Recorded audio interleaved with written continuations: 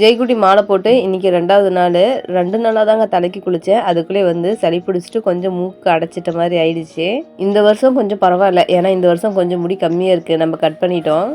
இதுக்கு முன்னாடி முடி அதிகமாக இருக்கும் போது டெய்லியும் தலைக்கு குளிக்கும் போது கொஞ்சம் கஷ்டமாக தான் இருக்கும். சளி பிடிச்சிரும், தலைவலி வந்துடும். தலையை சரியாக காலையில் டைமில் காய வைக்க முடியாது.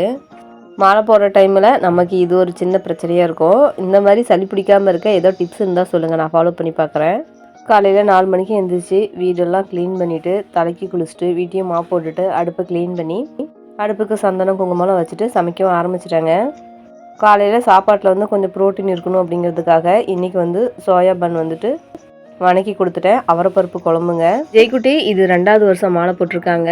கார்த்திகை 12 வந்து கோயில் கிளம்புறாங்கங்க. உங்கள் வீட்டில் யாராச்சும் மாலை போட்டிருந்தா இது எத்தனாவது வருஷம் அப்படின்னு சொல்லிட்டு கமெண்ட் பாக்ஸில் கமெண்ட் பண்ணுங்கள். ஜெய்குட்டி குட்டிமா 2 பேர்த்தையும் சாப்பிட வச்சு அழகாக இன்றைக்கி ஸ்கூல் அனுப்பி வச்சாச்சுங்க.